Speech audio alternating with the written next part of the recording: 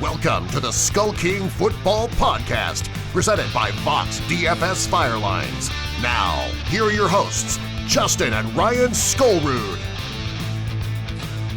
All right, SkullKing Nation, we are back for part two. Watching Justin on the video screen. We're kind of a little bit crazy, so it's having a lot of fun. Here. It's a family thing. We're having a lot of fun talking about some fantasy football. So we're getting into part two of this episode. We're getting into our waiver wire madness. So let's get it started. Waiver wire madness. All right, getting us started with the quarterback position. Week 7 is going to be difficult or challenging for you guys in deeper leagues with Aaron Rodgers, Ben Roethlisberger, and Russell Wilson all on buys this week. Carr is on buy as well, but let's be honest, none of you are starting him. So the first one I want to talk about, now once again, getting back to our waiver wire rules, we talk about guys who are owned in 50% or less, pretty much only.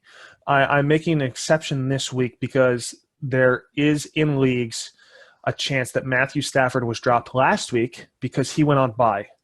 If Matthew Stafford is available, I like his long-term outlook more than the other guys I'm going to mention. And so if Stafford is available, I would go with him first. Owned in 76% of leagues. He's the quarterback 15 right now. They have to throw. I know that Kerryon Johnson is doing some pretty good things with the running game, but still I like Stafford's throwing ability being the only way that the Detroit Lions really win. The next option, Baker Mayfield, currently owned in 42% of ESPN leagues. We've been talking about him for the last 2 weeks. He's got a ton of good matchups coming up. Yes, he's got an issue with the ankle, but as we reported in the last segment, it shouldn't keep him out. Coming up at Tampa Bay, at Pittsburgh, then home against Kansas City and Atlanta. All of those defenses have been bad against the pass, and the way Cleveland's defense is playing right now, they're going to need to put up some serious points in order to win. Mayfield needs to improve his chemistry with Jarvis Landry, in my opinion, in order to get back on the right track. But as long as Baker Mayfield is starting, David Njoku also gets a boost. As a random little note there on Baker Mayfield. The other quarterback I want to talk about, and it is surprising to me that we're talking about him, is Mitch Trubisky. I can't believe I'm actually saying or telling people to grab Mitch Trubisky on the waiver wire because of what he did last season. It was atrocious. It was horrible. Greg, our staff writer, hates Mitch Trubisky, and he's a Bears fan. But the last 2 weeks, 670 yards, 9 touchdowns, 1 interception. Those are Pat Mahomes-type numbers. And he goes up against New England this week. He gets New England at home. New England has given up 64 points in the last 2 weeks, 717 passing yards, and 7 touchdowns through the air. Nagy finally has this offense working very well, in my opinion. It's a shame that Jordan Howard can't get involvement in this progress. Yay, Tariq Cohen! But Tariq Cohen is getting a tremendous amount of production, a little bit more versatile in the passing game, which is why I think Nagy's using him a little bit more dynamically than Howard. But once again, this is a home game for Mr. Trubisky against New England. If Trubisky was going to Gillette Stadium, this wouldn't even cross my mind. But because it's a home game in Chicago, I believe that Trubisky can have a solid game. There are 2 quarterbacks that are being talked about on waiver wires to go out and grab. But we joked about these 2 players a couple of weeks ago being the exact same. Dak Prescott and Brock Osweiler don't even touch. I know Dak Prescott just set a career high for rushing yards against Jacksonville. I don't think that's going to continue, but also his production all came through his feet, not through the air. He is not throwing the ball well this year. Brock Osweiler may not even be the starter next week. So these are guys you want to avoid. Mr. Trubisky, I'm fine with. Baker Mayfield, I'm fine with. Stafford, I'm fine with. If you grab Dak Prescott above any of those previous three or Brock Osweiler above any of those previous three, I'm highly disappointed. Moving on to running backs and running backs that you should be targeting on the waiver wire. For me, number one should be Marlon Mack. With Mack back in the lineup, the Colts are actually able to produce something that resembles a running game. I mean, the Colts totaled 127 rushing yards. Mack totaled 89 of those on 12 carries. That's an average of 7.4 yards per carry. That's Alvin Kamara-type rushing numbers. Mack is clearly the back to own in Indianapolis. Hines is taking a little bit of a back seat now because Mack is healthy. He's widely available and should be considered the top waiver wire priority if you're looking at a running back, considering the talented running backs that are on bye. James Conner, Lev Bell, we've talked about, even though he hasn't played yet. Marshawn Lynch, Chris Carson, Aaron Jones, Jamal Williams, Ty Montgomery. All of these guys are owned in leagues and are not going to be playing this week. And so Marlon Mack, great waiver wire ad, currently only owned in 26% of leagues. The next one I want to talk about is Peyton Barber. I know there was a lot of talk about Ronald Jones being a guy that could step in after the bye week now that Jameis Winston came in. Peyton Barber has done nothing the first couple of weeks. The offense is completely different now with Jameis Winston at the helm. They're able to get the running game a little bit more involved. Their offensive line still is not very good at run blocking. They played a weak Atlanta defense. Like I said, one of the worst rush defenses in the league.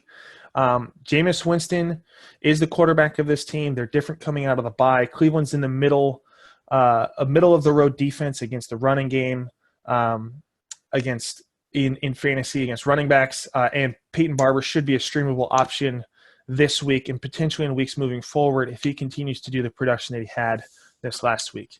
And then rounding it out, Wendell Smallwood and Donta Foreman, just talking really quickly. Wendell Smallwood owned in 47% of ESPN leagues.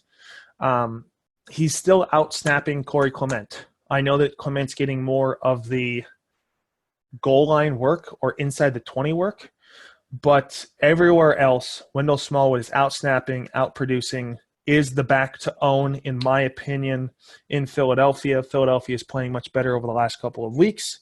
So Wendell Smallwood is a waiver wire ad. And then Donta Foreman, currently owned in 8.5% of leagues. If you can afford to stash him, I think he will be a late season ad that can help you win your leagues. Alrighty, perfect. Well, now it's my turn. We're going to get into the wide receivers and the tight ends. Starting off with the wide receivers, for me, the number one guy to look at right now is going to be Dede Westbrook. Now, I know that is not – Westbrook's kind of been back and forth this season. Really, he's had the one really big game, 9 receptions, 130 yards. But at the same time, he's also on pace for over 1,000 yards for the season. These are the kind of games that you would see from Allen Hurns when he was playing with Jacksonville. If you remember, there was the year, 2 years ago, with Allen Hurns and A-Rob both going for 1,000+ yards and 10 TDs plus. I'm not saying Westbrook's going to get that kind of production, but right now, if you've got Leonard Fournette out, that we don't know how long he's going to be out. TJ Yeldon is an okay runner, but not great. He's best at catching the ball out of the backfield. Jacksonville doesn't want to have to do it, but they are going to need to be throwing the ball around. That's going to mean more production for guys like Westbrook. I personally like Westbrook more than Keelan Cole right now. They drafted Dede Westbrook he's in his second year, so 2 years ago, wanting him to be the guy of the future. So I like Dede Westbrook going in. He's right now running wide receiver number 31 in PPR leagues. He's 37% owned in ESPN leagues, so he's pretty open in terms of being able to be picked up. So he is definitely a target for me. Number 2, Chris Godwin. Now, we have talked about Chris Godwin ad nauseum, let's be honest, since the beginning of the season, since the preseason. Yeah, we've talked about him a little. A little. And here's the deal with Chris Godwin. He had the rough week, I want to say week 4, right before the bye. That was the first start for Jameis Winston. And so, or was that the game that Jameis Winston came in like halfway through? Jameis Winston came in halfway through because Fitzpatrick was getting destroyed. That's right. So this last game was the first actual start for him. Yes. And what do you know? Let me pull it up. Chris Godwin still finished with 9 targets, 6 receptions, 56 yards, and his 4th TD of the season. Now, he is only on pace for, I want to say, right about 800 yards, and, I want to say about 8 to 10 touchdowns at this point. Not saying that that's going to continue, but with how much they air the ball out, if Djax goes down with a leg injury like he tends to, Godwin's going to step into that number 2 role and perform very well in that role. If Evans goes down, Godwin's going to move over. If either one of the guys in front of him goes, he's going to have an even more expanded role. Right now, he is wide receiver 50, but you've also got to remember he had a bye week already in week 5. If you just go by points per game, he's a wide receiver number 33. So he's only 39% owned. Definitely a guy that you want to pick up. I have in a 14-team league. I've had him all season. So he is definitely a guy you want to look at for having on your team as a bye week replacement or even a flex play depending on the matchup and if anyone's injured. The next guy up is Taylor Gabriel. Now, the way that I tend to look at guys to pick up is I like to be as thorough as possible. I don't like guys that are just, taking off for, have 2 big weeks and like, oh, let's chase the points and go after him. I want to look at Robbie Anderson. I want to see what they've done overall. So what I tend to do is I tend to take out their highest game and their lowest scoring game, average out everything else, and then see what kind of production we're getting. Taylor Gabriel, honestly, he's had a game of, well, let me pull up. I don't have the ESPN one up, so I've got it in another league. He's 5 for 5 for 110 and 7 for 7 for 104 and 2 TDs. Take out the 2 TDs. Just look now at his targets over the last few games. 5, 7, 10, 7, 5. He is getting thrown to, and Mitch Trubisky is being much more efficient in this offense. I would normally say don't chase these points. Right now, with how this offense, how Nagy has this offense running and how well Trubisky is playing, he has been getting better and better and better as the season goes on. And they're playing the Patriots. And again, they're playing the Patriots at home. Then after that, they've got the Jets, then the Buffalo Bills, then Detroit. Then they've got Minnesota. He's got a semi-decent schedule coming up. So he is definitely a guy that I would look at. Again, bye week replacement, possible flex if there's injuries, if there's injuries and that sort of thing. So right now in PPR, he is running wide receiver 43. Again, he's already had his bye week in week 5. So in a points per game basis, he is number 28. Yes. So that's definitely something to look at. He is 32% owned. Real quick, 2 guys that I am telling people to avoid in terms of who to pick up on the waiver wire, or maybe just not necessarily use your priority on these guys. Number 1 is Cole Beasley. Now, I know that a lot of people get a case of the Beazles, as the fantasy footballers used to put it. Here's the deal. Cole Beasley in the last few games, this last game, 9 catches on 11 targets for 101 yards and 2 touchdowns. Those are his only 2 touchdowns of the season, and it's the only game since week 1 he's had more than 5 targets. He had 8 in week 1, then 3, 5, 5, 3, and then 11. Until I see continued production like this, not even like this. I'm not counting on this. Cole Beasley, I'm counting on 7 or 8 targets, 5 to 6 catches, 70 yards. I get that out of Cole Beasley on a regular basis, 12 points, done. I'm not expecting this, but until I can get closer to that 12-point range, I'm not touching Cole Beasley, especially with how I draft, where I've, our 14-team league, our league of record, where I drafted wide receiver heavy early, and I have, 4 of the top 10, 3 of the top 10, 4 of the top 15, 5 of the top 20, wide receivers. You're doing well. I'm doing okay. So Cole Beasley is a guy that, again, bye weeks maybe. Right now I'm avoiding him. I don't trust the workload overall. He's had the one big game that's boosted his production, and that's it. The other guy I'm looking at is Albert Wilson. Everyone is saying, pick up Albert Wilson, pick up Albert Wilson. I want to say Albert Wilson, I don't have where he's at right here. I think he's wide receiver 24. One of the leagues I play in, he's wide receiver 22. He's had a game of 6 catches for 155 yards and 2 TDs. And he's had another game, 2 receptions for 74 yards and a TD, and then he threw for another one, I believe. Yeah. On a trick play.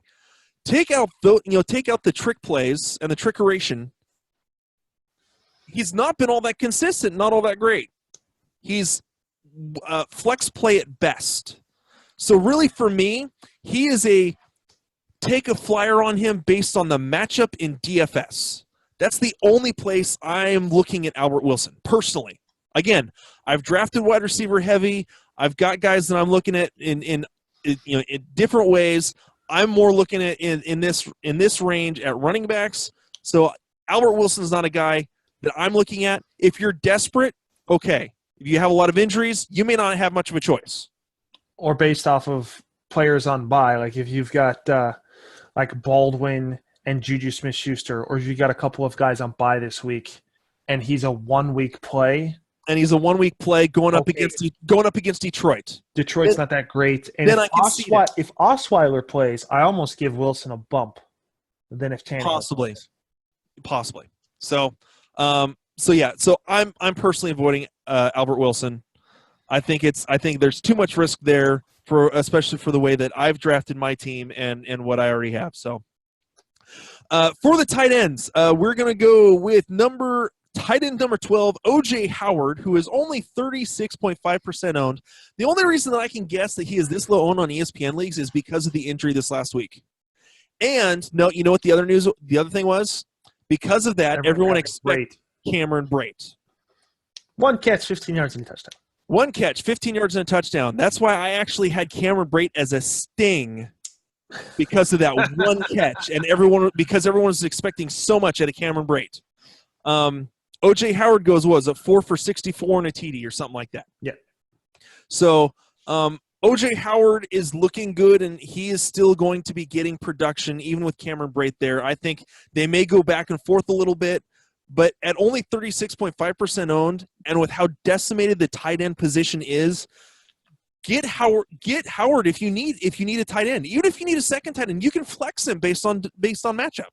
Yeah, the skill there for big playability and running after catching the ball makes Howard insane. If he were to get the amount of targets that I've said this earlier, if he were to get the targets that Zach Ertz gets, we're not even talking about this being waiver wire addable. We're talking about him being a top 3, top 4 tight end. If Cameron Brate wasn't there at all, yeah, we're talking about massive amount of points here. So, well, Cameron Brate wasn't there the first couple of weeks. Yeah, but neither was Jameis Winston. It was a joke. He was on the field. He just didn't get nothing. All right. The other guy I'm looking at is Vance McDonald. He is 49.7% owned, so he is just under that 50% threshold. And a lot of you may be saying, well, Pittsburgh's going on bye week this next week. That is true. And this is where some fantasy football strategy comes in. If you've got the space, maybe not use waiver priority on him, but he is the guy that after all waivers have gone through, if he's still available, you go and pick up as a backup tight end, as a bye week replacement. Definitely a guy that I would look at. He is getting used by Big Ben. He's getting used more than Jesse James. Really, Jesse James had the one big game. That's the only reason that Jesse James is a top 10 tight end right now, above Vance McDonald. Vance McDonald also missed week 1. So if you take out that, his points per game still has him around, I want to say, tight end number 10 or 11.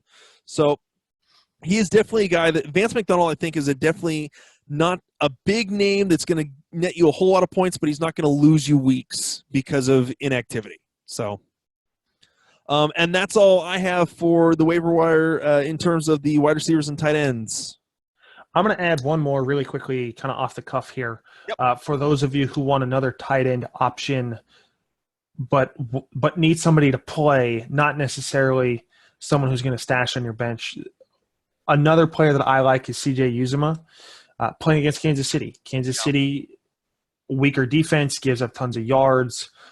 He's really the 4th pass-catching option behind Boyd, Green, and Mixon. Kansas City has been known to give up yards to the tight end, so that's a streamable option if you need a 1-week filler to start.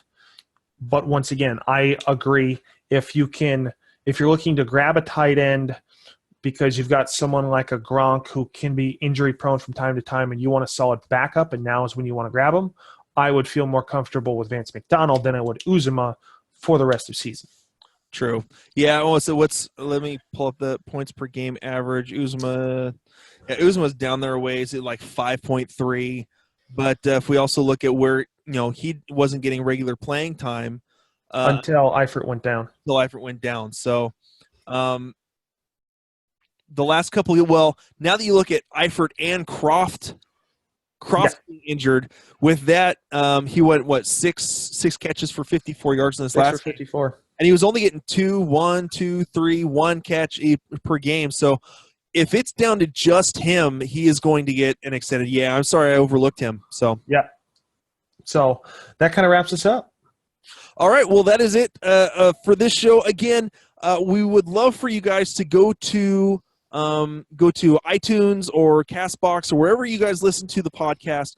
Again, we're doing this a little bit differently. We're splitting up our episodes into multiple parts. That way you can get the information that you want without having to try to sift through an entire 45-minute episode just to get, the second half for our waiver wires, or the first half just kind of our thoughts on the injury news. So, again, we thank you for taking the time to listen to the SkullKing Fantasy Football Podcast. My name is Ryan Skullrood.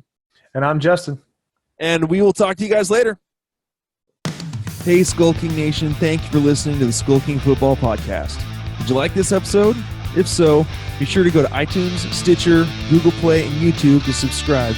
Also, please leave us a rating and reviews to let us know how we can better help you rule your leagues.